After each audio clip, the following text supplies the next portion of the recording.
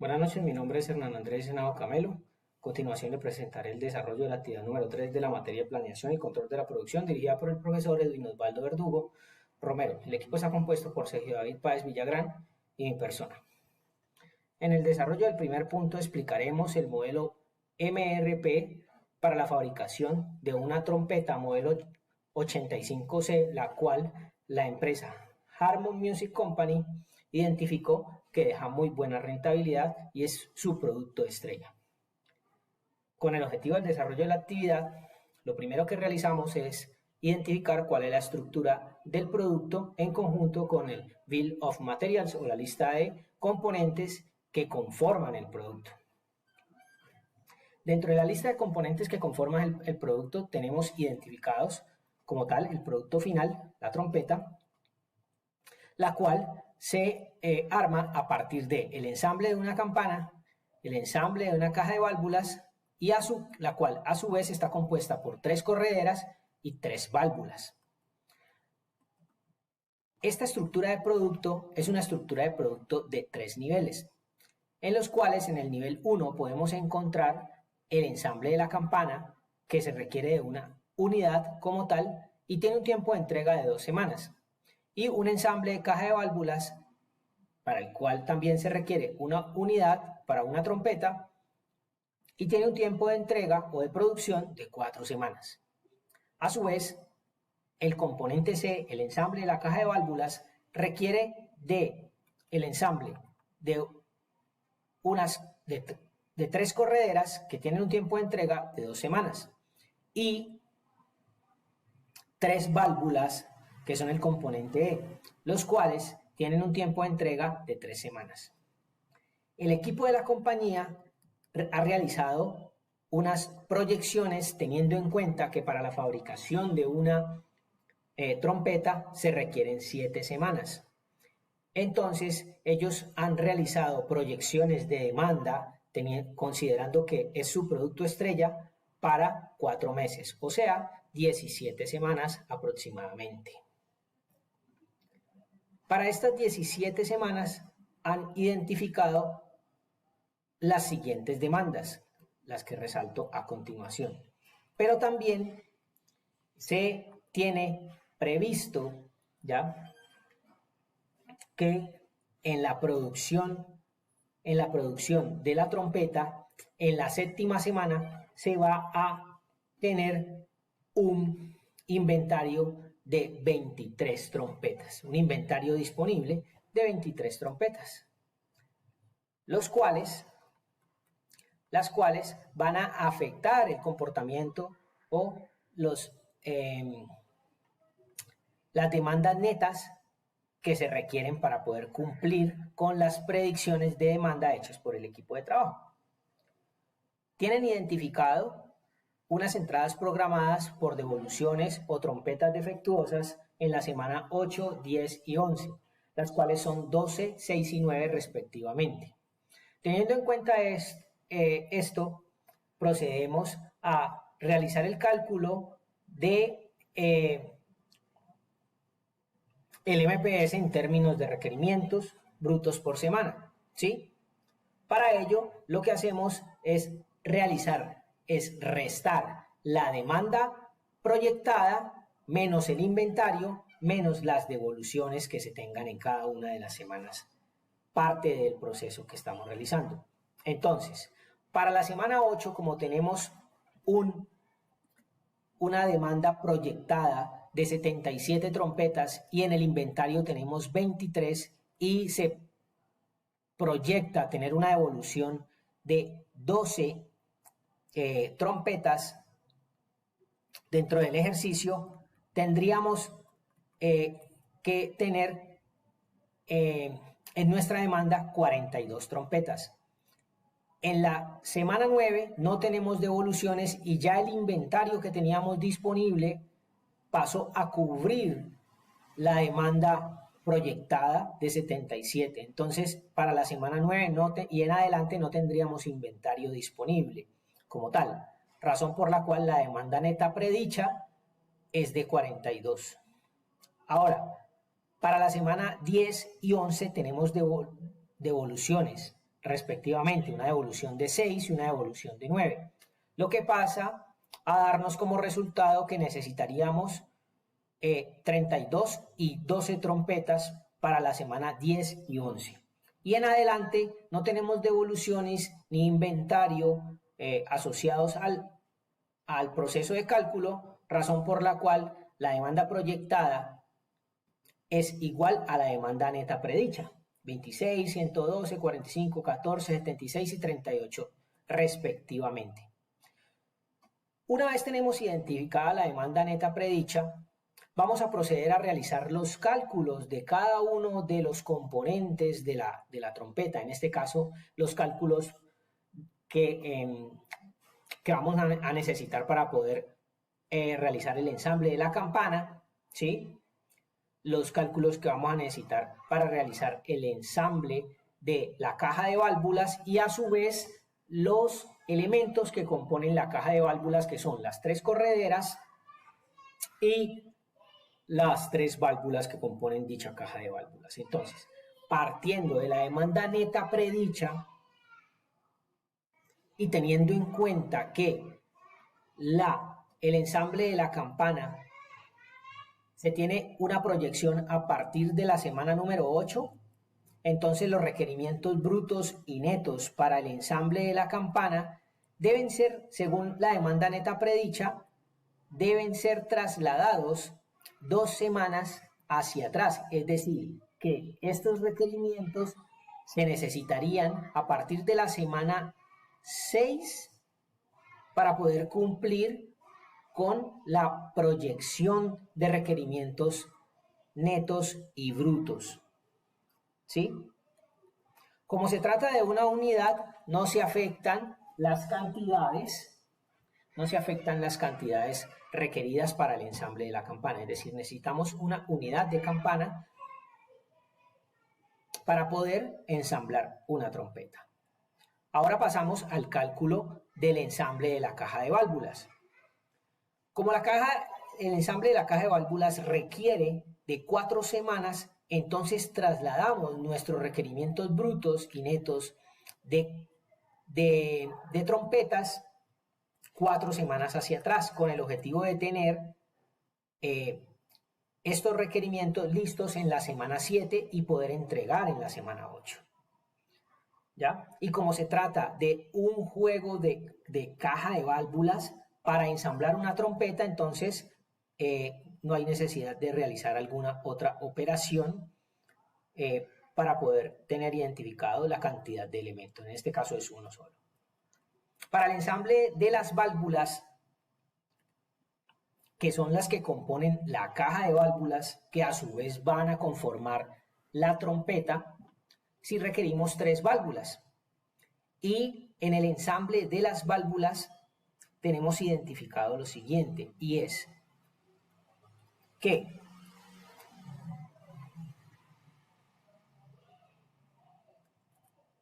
como se empieza a trabajar en el ensamble de la caja de válvulas a partir de la 4ª semana, trasladando los requerimientos netos y planeados en el tiempo, entonces realizamos la multiplicación de la cantidad de requerimientos netos por la cantidad de válvulas que se van a requerir para poder ensamblar la caja de válvulas. En este caso multiplicamos 42 por 3, 42 por 3 de la 5ª semana, de la 6ª semana y así sucesivamente hasta completar la cantidad de requerimientos que tenemos proyectados. Ahora bien, dentro del planteamiento del problema nos indican que en la 5ª semana se tendrá una entrada de 96 válvulas de un proveedor al inicio de la semana 5ª. ¿Qué quiere decir? Que estas entradas van a hacer parte o van a suplir ese requerimiento de la 5ª semana de 126 válvulas que se requieren para poder realizar el ensamble de las cajas. Y se espera tener a partir de la 3ª semana 186 válvulas disponibles en el final de esta semana, pero en la 4ª semana tenemos un requerimiento de 126 válvulas, razón por la cual nuestro inventario disponible disminuye y ocasiona que se afecte también el proceso de inventario disponible. Entonces ya no nos quedarían 186 sino 60. Ahora, como se tiene previsto una entrada programada al inventario por parte de un proveedor de 96 válvulas y para la semana 5 estamos necesitando 126, es decir que tendríamos 156 menos 126, nos quedarían en el inventario disponible 30 unidades de válvulas. Ahora, en la sexta semana entonces ya este inventario disponible no lo tendríamos porque pasaría a ser consumido por los requerimientos brutos de válvulas que necesitamos para cumplir con el ensamble de la caja de válvulas. ¿Listo? ¿Qué requerimientos tendríamos en la semana 4? Netos tendríamos en la semana cuarta y quinta partiendo de los movimientos de los requerimientos brutos y las entradas programadas. No tendríamos movimientos porque el inventario pasaría a cubrir esa necesidad. Ahora, en la semana sexta, como tenemos al final de la semana 5 30 unidades de inventario disponible, el requerimiento neto real serían 66 unidades y a partir de ahí el requerimiento neto sería igual al requerimiento bruto de las siguientes semanas.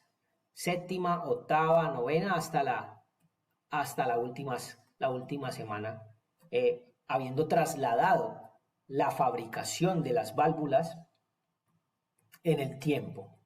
¿Sí? Teniendo en cuenta esto, teniendo en cuenta que nosotros necesitaríamos empezar a producir válvulas en la sexta semana y se requieren 3 semanas para poder cumplir con la entrega de un juego de válvulas, entonces trasladamos en el tiempo los requerimientos netos, ¿sí?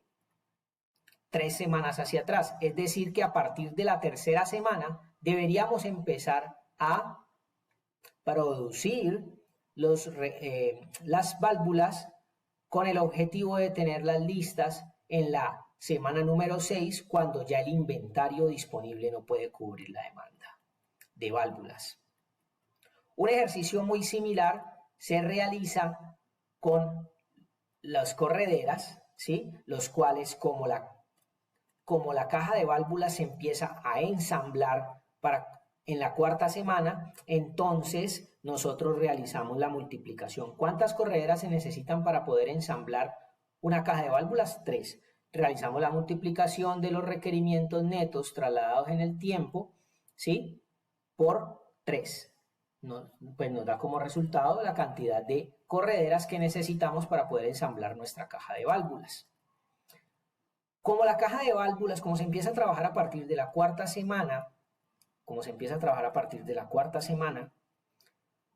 y las correderas requieren de 2 semanas de fabricación, entonces nosotros trasladamos los requerimientos brutos y netos de correderas 2 semanas hacia atrás. Es decir que las correderas deberían empezar a fabricarse a partir de la segunda semana, ensamblarse a partir de la segunda semana y de esta manera cubrir en el tiempo el ensamble de la caja de válvulas. Pero tenemos 2 puntos críticos identificados, en la producción de válvulas y en la producción de correderas. ¿Por qué? Porque son los puntos en donde se presenta mayor cantidad de requerimientos. Es decir, nosotros necesitaríamos, por ejemplo, en la producción de válvulas en la semana 6, 336 válvulas. Y en la semana 9, 228 válvulas. ¿Sí? Y lo mismo sucede para las correderas. En la semana 7 necesitaríamos 336 correderas y en la semana 10, 228. lo que implica que en el siguiente ejercicio realizaremos la evaluación para ver cómo se clasifican los trabajos de acuerdo a los métodos FCFS, EDD, SPT, LPT, TSPT, LS y Convert. Teniendo en cuenta que tenemos una restricción de que ningún trabajo debe superar 50 días. Y al evaluar todos estos métodos, verificaremos cuáles de ellos son los que minimizan la tardanza que hoy en día se tiene para la ejecución de los trabajos 10, 20, 30, 40 y 50, con unas fechas máximas de entrega respectivamente y una duración en días para su ejecución y un costo diario. El primer método que evaluaremos es el método primeras llegadas y primeras salidas, o sea, el método FCFS. Para este método, lo que realizaremos es el cálculo de los días restantes de fabricación, el cual se obtiene a partir de la resta de los días máximos de entrega y el día de llegada. Todos los trabajos llegan en el día 210. Con esto podemos calcular los días restantes de fabricación que se requieren. Y el tiempo de terminación va a ser igual a el tiempo de terminación acumulado de todos los trabajos, teniendo en cuenta que estos son secuenciales, es igual a la duración en días más el tiempo de terminación de ejecución del trabajo anterior. Ahora bien, también es necesario realizar el cálculo de los días de retraso. En este caso, para el trabajo número 10, para del proceso 10, no se tienen días de retraso, para el segundo tampoco, y para el trabajo 30, 40 y 50 se tienen 4, 14 y 19 días de retraso.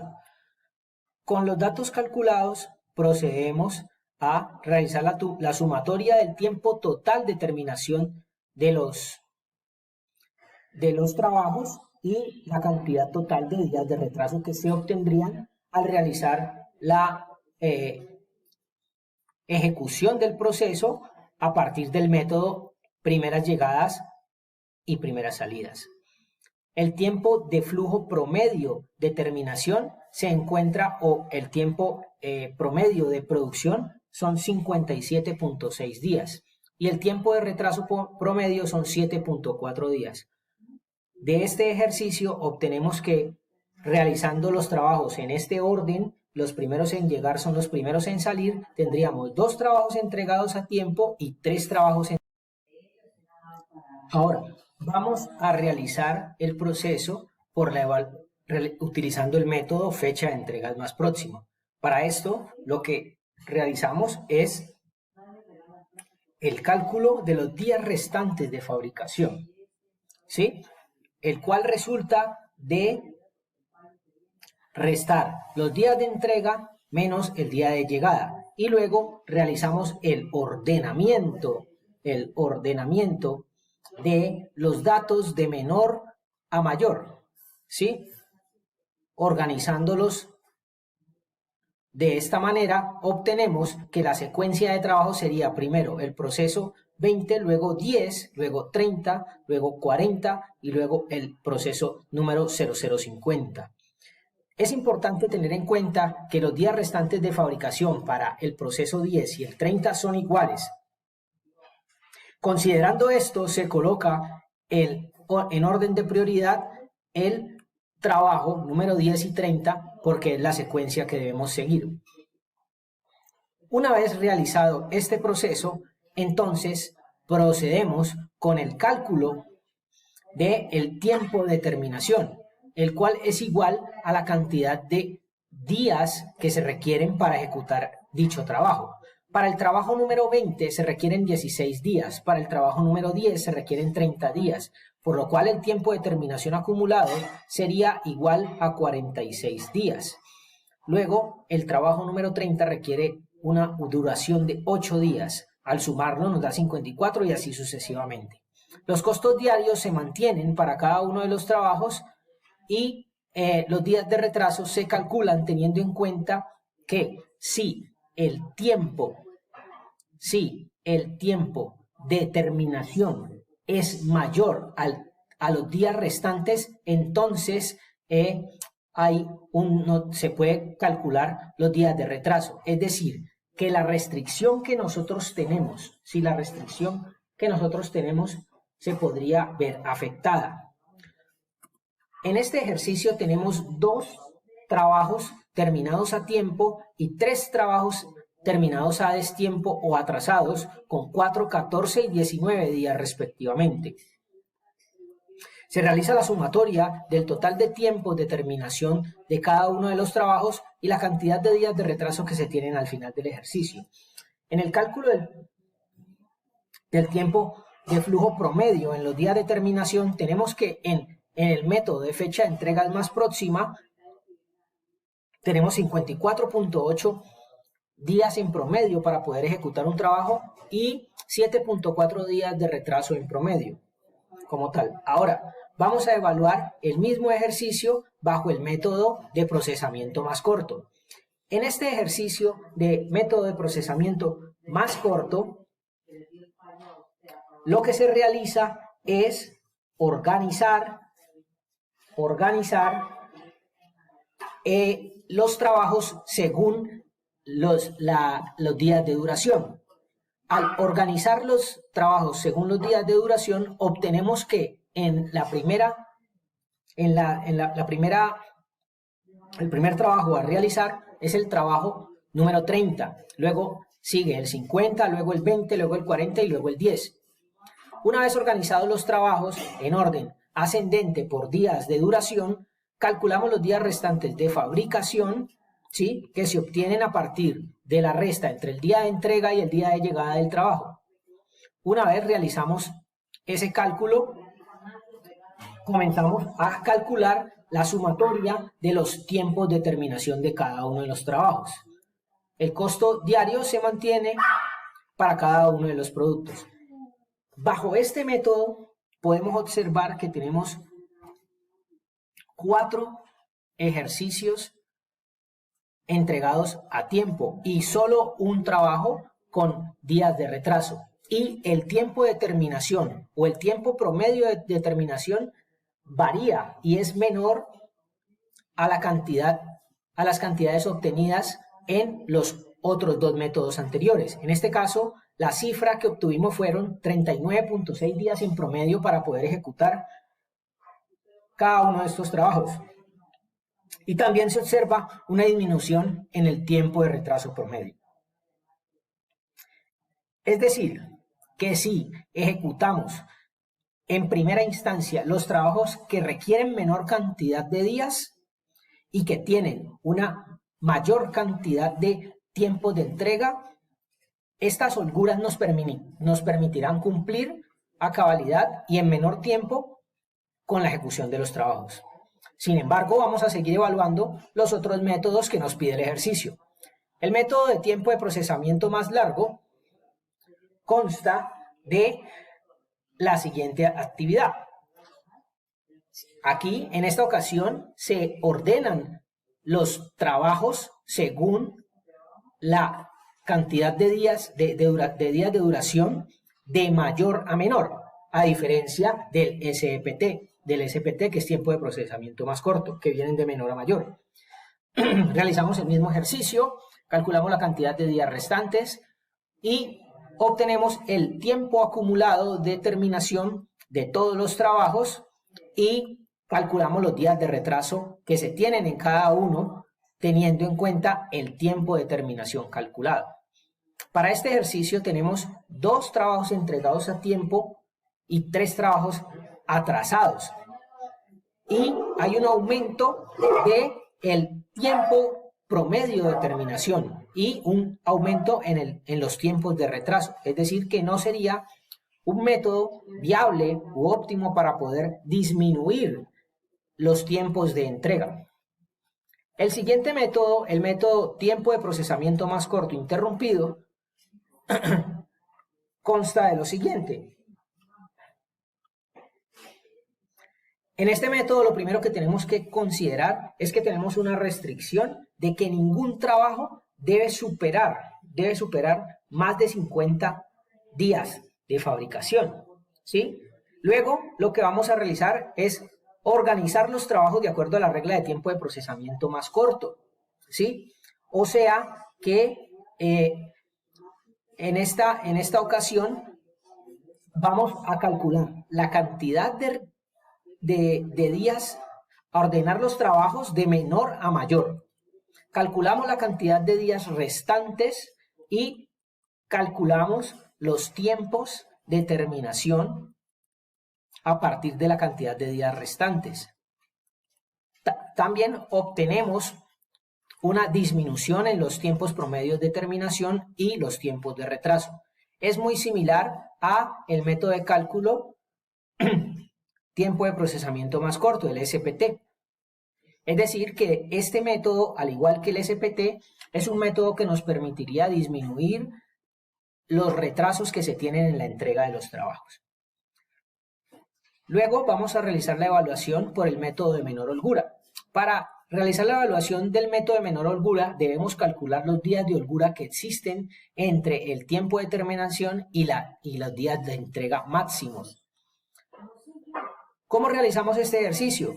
En este ejercicio, para calcular los días de terminación que se requieren, reales que se requieren para cada uno de los productos, lo que hacemos es sumar la cantidad de días que se requieren para entregar cada uno de los trabajos y el día de llegada del trabajo, obteniendo para cada uno de ellos respectivamente 240 días, 226 días, 230, 218 y 220 días. Y cuando ya tenemos los días de terminación por cada uno de estos productos, entonces vamos a calcular a partir del día máximo de entrega de cada uno de los productos menos los días de terminación, los días de holgura que tendríamos siquiera para poder cubrir esas brechas que existen en el proceso de elaboración de cada uno de los trabajos.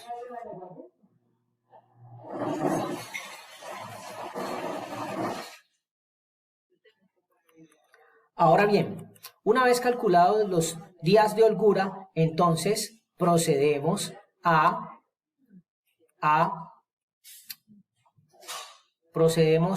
calcular la cantidad de días restantes de fabricación a partir de los días de entrega, ¿sí?